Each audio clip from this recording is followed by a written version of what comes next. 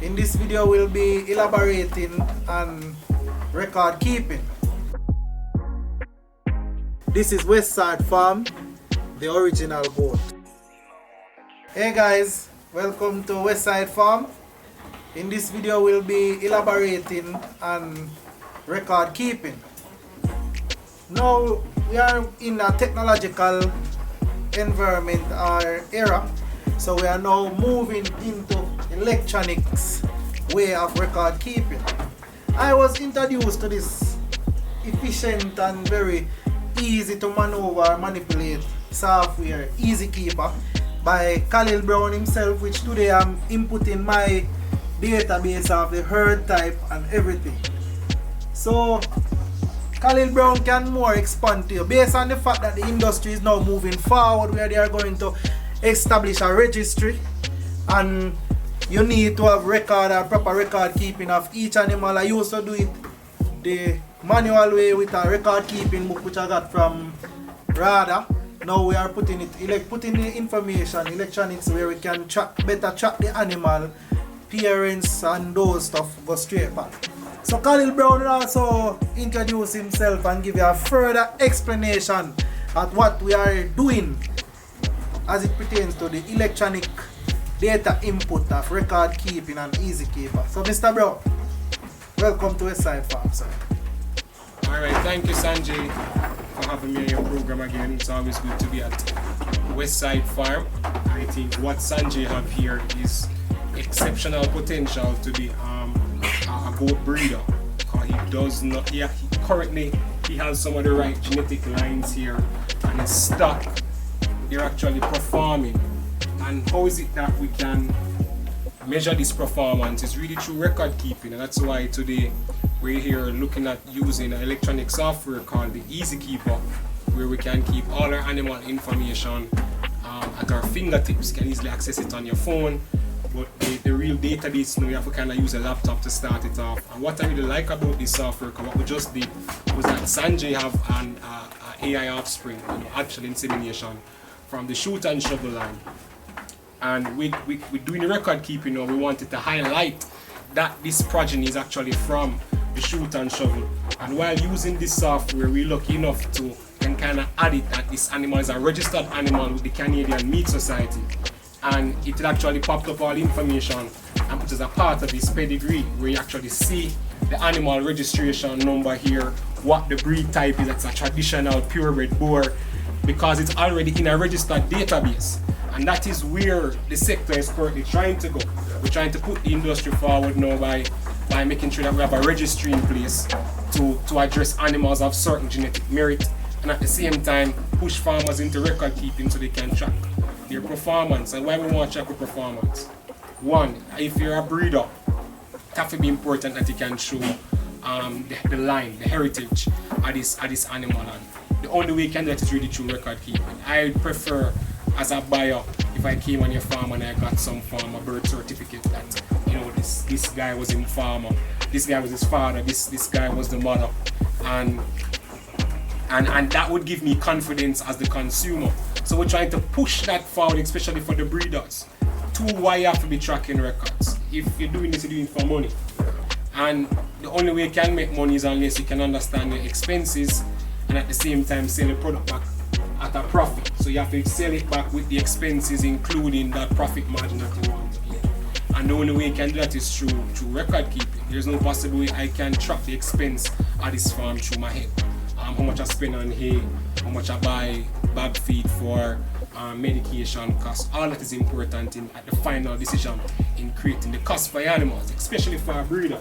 A breeder system is definitely built upon definitely genetic merit, but also on his operational expense.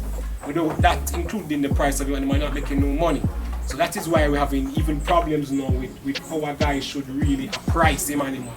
Because there's not much records out there to kind of show the farmers that, hey, this is the expense of me carrying this AI book from point 1 to point 4. And to show you that is why now I have to put the price at this. For me, cover up my expenses plus the additional cost of me doing AI as a service. So that's the importance of record keeping. It helps you to prove even to your consumer Why is that I have to price you this amount of money for a particular product? But what I can say, guys, this record keeping software is really, you know, it's where it is. Both outside of your genetic profile, it gives you health, it gives you breeding, it gives you meat projections for you to kind of build parameters to say if this animal actually converting the feed properly, right? You can have your overall status, you can add a picture, and it's also have a printout. It gives you a report. There's a section here for your reports that you can basically tell the software to give you what was your last kidding interval, you know, what is your mortality, what was your kidding season like. So it generates these reports for you automatically, so you don't have to be running back through the information, especially if you have it written. If you have it written, you're gonna have to count, boy, you know, add this amount of twins, this amount, this automatically generated for you once you have the information being placed inside the database. So Khalil, a question. So basically you're saying with Easykeeper, I can be on the farm, right? And take for instance a kid is born. I can just easy well update that information with using my phone with service, of course, onto the database, and everything will be manipulated and also log into the system instantly. It's an instant record keeping software thing. We can't go nowhere without a phone. Okay. And what's the cost? It come at a cost? Easykeeper? Yes, it does come at a cost. The subscription is free, but we may talk about the cost later, because I really, looking at what this is doing, I really think we have to connect this to our local registry. Okay. Because this already have the database for all the registries across the world, from New Zealand, the American, the Canadian, come straight down. So with a software like this, we can trace back everything straight back to where the Canadian meat goat society saying, or to the American boar goat society. This software already have all those players. So first, so basically we are in the process of trial and error then, are basically testing to see how efficient we can use this information, put it in the database, and see how we can better the Jamaican bloodline or genetics portfolio as it relates to genetics and registration. Registration, definitely. That's what the plan is, to use this software.